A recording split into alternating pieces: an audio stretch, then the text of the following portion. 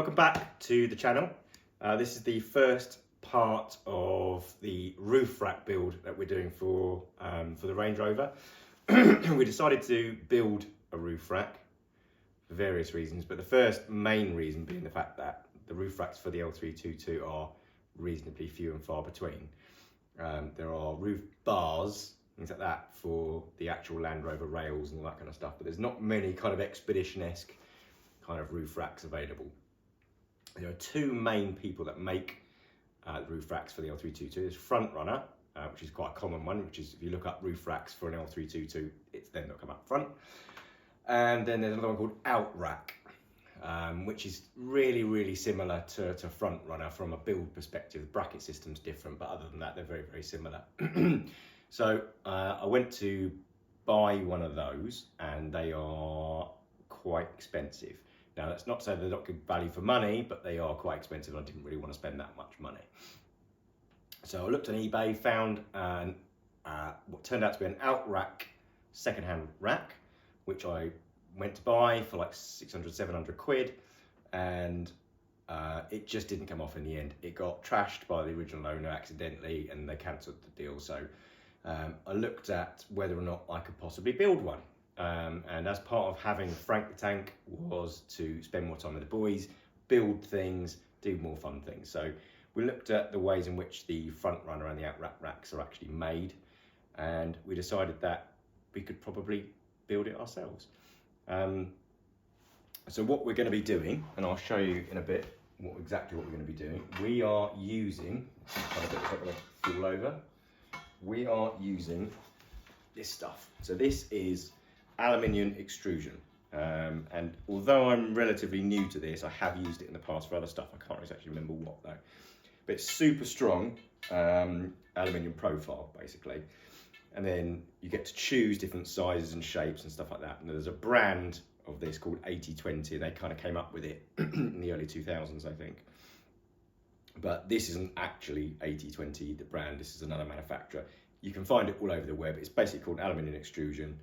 And they start in different sizes. They do, so out in the States, they've got fractional sizes. So one which is an inch by inch square, two I think is 2 inches by 2 inches, whatever it might be. So they're the inches. And then you've got the metric ones that we'll use over here. Not to say you can't use the imperial ones, but we're using the metric ones over here. So you can get 20 mil or 30 mil or up to 40 mil square basically, and then it's multiples of that in different shapes and formats. So I looked online to see what other people were doing, and we're not the first people to make a roof rack using aluminium profile, this type of profile. There's a chap called the Aluminium Carpenter, I think it's called, who's basically built pretty much what I'm looking to do here, although they've used clip-on brackets. Brackets are a different subject. But he's used this, which is 30-30 profile. So that would be that's 30-30. So 30 millimeters wide, 30 meters, so it's a 30 mil square. Now, because I've got the different areas in the actual roof rack itself, the bits that go across the width of the roof rack, we're taking most of the load. I'm using 30-60. So that is 60 mil wide by 30 mil high. Okay, so that's what that is. And then for the lengths, for the outer perimeter, we're going to be using 30-30. So I'll grab a piece of 30-30, hopefully that won't fall over. This here is 30-30. So as you can see, there's actually a piece in there at the moment, but this is 30-30. If I show the other end, it's not damaged. This is 30-30, and this one's actually got a bracket on it at the moment. So the outside perimeter, which we'll lay out in a minute, is going to be made of 30-30, and then all the inner pieces, all the other rails that go across the actual roof rack, are all made of 30-60 or 60-30. I think it's 30-60. And then we're using various ways to connect them. And there are, I mean, if you look on YouTube or Google, there are just dozens of different ways to connect these things together. You can use these corner brackets. You can use these things, which are called drillless connectors, and basically they are, if I unscrew that, so that uses basically it's like a a serrated bolt that kind of gets drilled in to the profile itself. Then you pop a bolt in the other end, and then this slides into the profile itself, and then that way around, and then screws in that way, and then you can tighten it up. So it becomes almost like I think they call them, either call them hidden connectors, drillless connectors. There's various, but I'll make a list of all the stuff we've actually used. So that's what we're going to be using inside the actual roof rack itself. So there are various ways. So what we're going to do now, we're going to lay it out, how we're going to do in the actual roof rack itself, and tell you what we're going to be doing with regards to cutting and sizes and all that kind of stuff. So I'll come back to you in a second. Okay, so we've got it very, very roughly laid out. It's not cut to size yet, but you get the idea. So around the perimeter, we've got the 30-30, and I'll show you how we're going to connect the perimeter together. And then all of the beams across the middle are the 30-60. So roughly speaking, the width of it, and I'll go through the measurements later, is going to be about that wide. So I'm going to be cutting off all of those to make it that kind of size and shape. Okay, so that will fit on the Range Rover. Now I plan to build this the same size, near enough to the dimensions that I got from the Outrack rack, which is pretty much 2 meters long by about, I think it was, I can't remember what the measurements width-wise, but I'll put it up on the screen in a second. So, because they know what they're doing, so they've got it right in the first place. So I'm building mine pretty much to their spec. So what we're going to be doing to join them together is going to be using the hidden thingies. I'll get them from here. Crawl around the floor. So we're going to be using all sorts of bits and pieces for this. So these are the drillless connectors. This is how they come, like this. So basically you remove the bolt. You would remove the bolt, I can't remove it by hand, but you remove the bolt, and there's an Allen key head here. So for each of these, so for every section coming in here, so there and there, I'll be adding in one of these, there and there, okay? And then that will then tighten down to this side panel.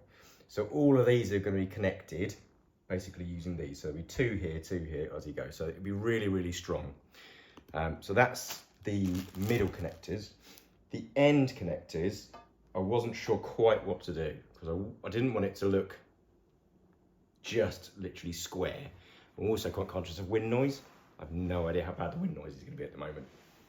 I wanted to make the corners just a bit more friendly, really. So what we've done, we're using these corner brackets. So corner brackets are held in literally with a T-slot nut and bolt. So I'm putting one on the inside, and then there's one on the outside, and then basically I'm overhanging them, and then I will connect them both together like that. So that will create a double connector on each corner, and it will also keep a nice little flat corner, a little curve to it, yeah. And then what I've bought is these little caps here. That little cap, which will then pop on the end like that. We'll glue them, Sikaflex get them in or something like that. So they'll be on the end. Okay, so we'll have a nice smooth corner to that, so they'll all look the part. So that's all of the bits connected together. So you can order these things. So the biggest difficulty I've had was deciding what size to go for and then what profile. So each of these, I'll bring this to you. So in here, you'll see, so not only have you got this dimension here, so the 30-30, but you've also got this dimension in here. So that there, that's called profile 8, I believe. If I'm wrong, I'll add it on the screen, but I don't think I'm wrong. So profile 8 basically means they'll drill a hole that you can tap for an M8 bolt. So you can have a profile 6 as well, which is pretty self-explanatory, which is a smaller hole, which you can then fit an M6 tap into, and then an M6 bolt. So I, in my infinite wisdom, thought, having never done this before, I'd want the stronger bolts to hold everything together. So I had an M8 profile. For all of it is all M8 profile. It didn't cost any different. Doesn't cost more or anything like that, or less. The upside is, I don't know whether it's just the ends, but I believe the whole profile down the middle is a bigger hole now, so it should be ever so slightly lighter than a Profile 6. So if you add it all together, it probably takes a couple of 100 grams off, maybe something like that. But that's not really much of a saving. So the issue I had then was that all of my corner brackets, which I had to paint black because the silver ones don't come with little divots to put these caps into. It seems a bit of a pain. I couldn't seem to find them anywhere. So we got these and I painted them black. But these are all made for an M6 bolt, which is a pain. So all my brackets, apart from my handles, all my brackets were made for M6. So these, when they come out, I can't get these out, but these are also M6 in here as well. So everything was M6. So I thought, what am I going to do? I'm going to have to get these, drill these out to accept a bigger bolt. And I thought, do you know what? What would be easier is if I just go, do you know what? I made a mistake. I'm not going to reorder it. So instead, I cheated. And what I bought, and this isn't something you're going to need to do if you're going to do this, because obviously you're ordered the right one. I ordered some thread repairers, or thread adapters. So that's an M8 to M6 thread adapter. So each of these, I'm going to go, so where I'm using these corner brackets, these ones, I'll basically thread in the M8, I'll Loctite it in, and then I can continue to use the M6 bolts on the end. So my error, and I don't really have to come clean about that, I suppose, but I'm honest about it. So basically we're going to have M6 bolts at each end, holding the outside frame together. So that's connecting it. Should be quite straightforward once you've got it all cut, but that brings us on to cutting. So cutting this stuff, I looked at quite a few different videos actually, and that either comes from this stuff is going to try and kill you to it's perfectly fine to cut. Now nobody uses a hacksaw because part and parcel of the strength of this comes in it being completely square at the ends. If it's off at the ends, it's just going to hold it outwards, it's not going to hold it tight, the frame, the shape won't hold. So you've got to cut it dead straight. Now, I had a miter saw, which I'd used recently to do a whole load of build some new ceilings for a flat we're renovating. Didn't think I'd need it again because I had a big table, it was a decent miter saw, so I sold it. And then Arlo convinced me to buy a Range Rover, and here we are now building a rack. So I bought a miter saw. So I bought the cheapest kind of miter saw I could get, just to look like, I think it was like 50 quid on Amazon. And then I also bought an aluminium cutting blade. So it's a very, very similar blade. Teeth are slightly different, and there's a lot more teeth. So we're going to be using a miter saw with a proper aluminium cutting blade. Now that should do it, but you'll see in later videos when we actually go to cut this as to whether it does try and kill me or whether it does a good job. But it needs to cut square. The other alternative is to buy a chop saw, which basically uses like an angle grinder cutting blade instead of a serrated blade or a toothed blade. So I nearly sent the miter saw back, and I bought one. I thought, do you know what? I've seen enough videos of people doing it with miter saws. If they can do it, I can do it. So I'm going to try that first.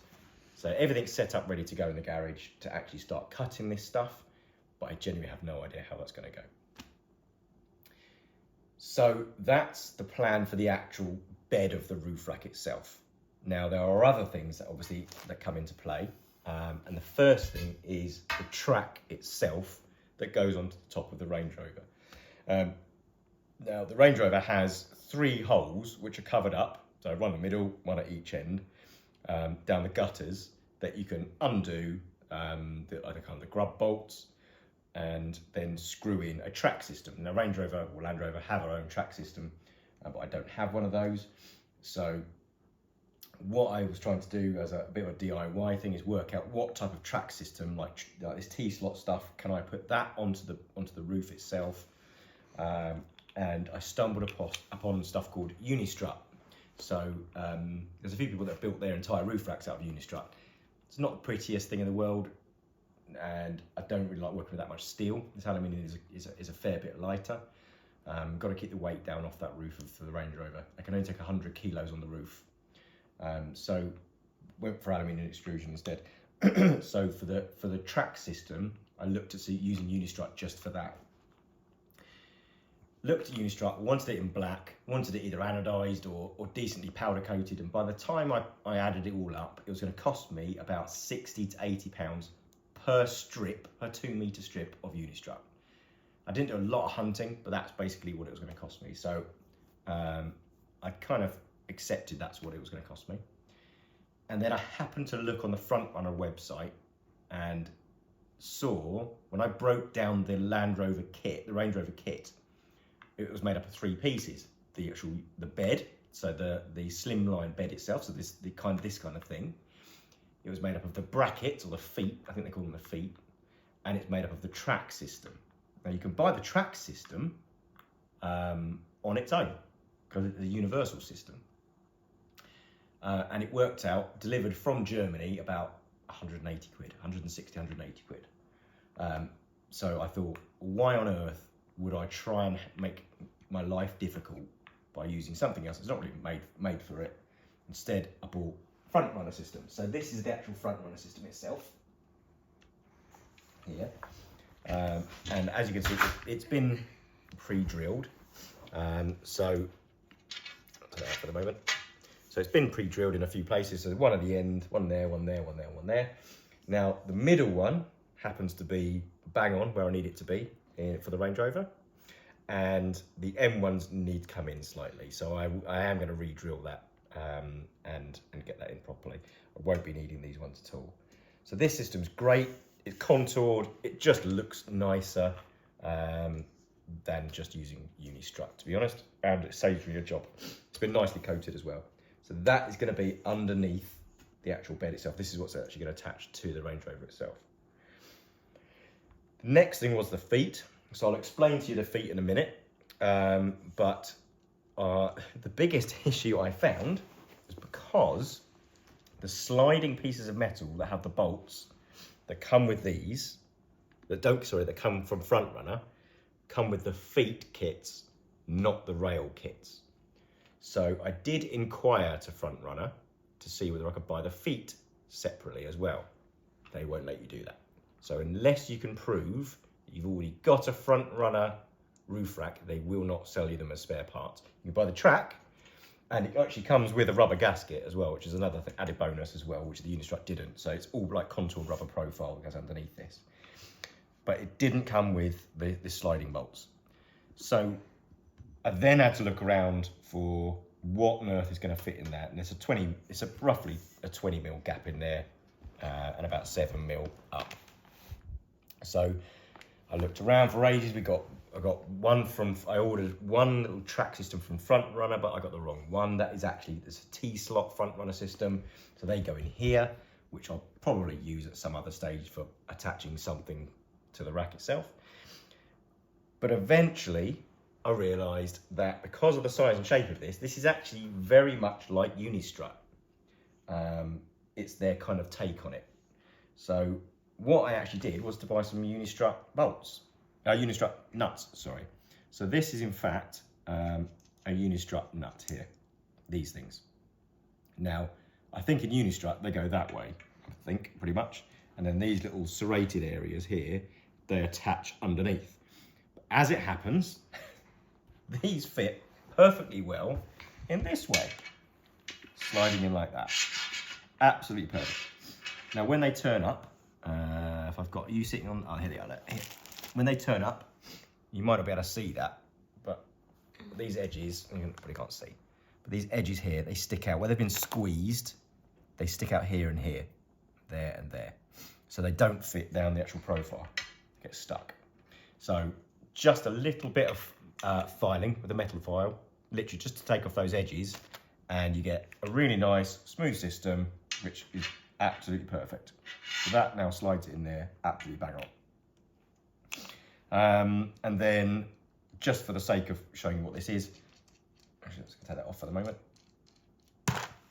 So what will happen, it will go through the bracket, which I'm going to make, and it will go into that and screw down tight to the rack itself, like that. Okay, so although that's actually screwing to the base of that, that's not the plan. The plan will be, it'll pull it tight and clamp it to the actual rack itself. So that solved that problem. So the middle bit is then the brackets themselves, the feet, or whatever you actually want to call them. So we've got the rails, we know what we're doing with the bed. It's the actual brackets themselves. So another thing I wanted to do was to kind of either see whether somebody had made some that we could use, or like from Front Runner, but I couldn't. Outrack is completely different. So Outrack has one long aluminium profile that goes along the edge of the actual rack itself. So couldn't buy that. Any T-slot sort of brackets that go on for roof racks are clamp onto the gutter type of brackets, which is not what I'm after either. So I kind of realised I'm going to have to make my own. So with regards to the brackets, we are going to do something quite straightforward using this stuff. So this is just a piece of L-shaped aluminium profile. It is pretty straightforward to cut, again using the aluminium mitre that we've got. And what we're going to do, we're going to create, firstly, out of this, we're going to create 6 brackets, which are 10 centimetres at the bottom and 6 centimetres at the top. Okay, so slightly, so it was like a trapezoid shape like that. Okay, going up, I should have really drawn that on there. And then they, if I place it onto the track, they will sit on the track like that. Okay, and then be bolted down. And then we're also going to cut off just some standard L-shaped pieces off the end, and that's going to turn up the other way, the base of which will then fit onto the bottom of the 60-30s or 30-60s, and then we're going to bolt the two together. Okay, so that is basically what we're going to do. That's the plan anyway. Now the reason we have to do it in 2 different sections is because the actual, if you look at the contour of the roof of the Range Rover, when we bolt it down that track down in the middle, the front and the back are about 2-3 inches sticking up. So probably not that much, probably about 1 inch or so sticking up. So it actually have to be bolted down flat. So there is actually a curve to the shape of the roof. So by doing these brackets in a 2-piece shape, the trapezoid shapes, the base parts of the brackets, we'll put a slot in, and then the top parts of the L brackets, we'll just put 2 bolts through, and then we can actually move that up and down so it fits that contour of the actual roof rack itself. So once we've made all the brackets, we are going to just get off any burrs, any edges, make them nice and smooth. We're also then going to paint them, because obviously we don't really want bright, shiny aluminium brackets on the roof. We've got all this nice anodized stuff. And we're going to bed liner. So we've got some Raptor bed liner, which we're going to be doing on the car on another project. Like bumpy paint. Sorry? Like bumpy paint. Is like the bumpy paint, yeah. Is I don't know what they call it. They call it bed paint, I think they call it, whatever it might be. But it's like it's high protective paint. We're going to paint all the brackets in that, and then basically we can fit the whole thing together. But I don't really want to use that paint until we're ready to do the other bits on the car as well, because it's that 2K paint. Once you press the bottom of the paint, it starts going off, so I want to use it all up. So we're going to have to try and do this in a certain order. But from a roof rack perspective, that should be it. We now have got all the fittings. I've got the saw, we've got the mitre saw, we've got the blade, and we know how we're going to make the brackets. We've got the track system, got the rubber profile. The one thing I haven't got at the moment is Frank. So we can't go out and measure up at the moment because Frank is not here. He is currently having the subframe swapped over to the new one and being rebuilt. We'll do a big update on that when we get it back. It might be back this week, but it's Thursday already. I don't and I've not been told it's ready for tomorrow. So. Don't tell them the surprise. No, there's quite a few things. It ended up costing a fair bit than I expected, but out of my own choice and being sensible, really. So we can't really measure up and start really cutting and fitting anything at the moment until we're absolutely certain. The roof rack, we could probably start, the actual bed itself, we could probably start cutting now, because I've already measured it against the Front Runner one and the Outrack one. So we might start that in a moment. That'll be the next video. But for the time being, we've got everything planned. We are going to be putting a couple of these handles on the sides as well, like that, just to make it life a bit easier when we basically start putting things onto the top of the rack. But that is it. We've kept it all completely flat. There's no lip to it. If we will go to fit an awning, which we're looking to do a 270 awning, then it will sit flat and we can T-slot it onto the outside perimeter as well as the cross members. So we're in a nice position with that. It's ready for everything that we want to put on there. We've got our max tracks that aren't max tracks. They'll go on the top. Maybe the spare wheel, we haven't quite decided yet, but the tent definitely. We've got a new tent, which we'll do in another video as well. That will go on the roof. It's not a rooftop tent, but it stays on the roof. So we will, we transport it on the roof, sorry. And we'll do that in another video. But that's it pretty much for that. So we've got all the hardware. We know what we're doing with the size-wise. The one thing we were waiting for was that one of these long pieces of 30-30 were damaged.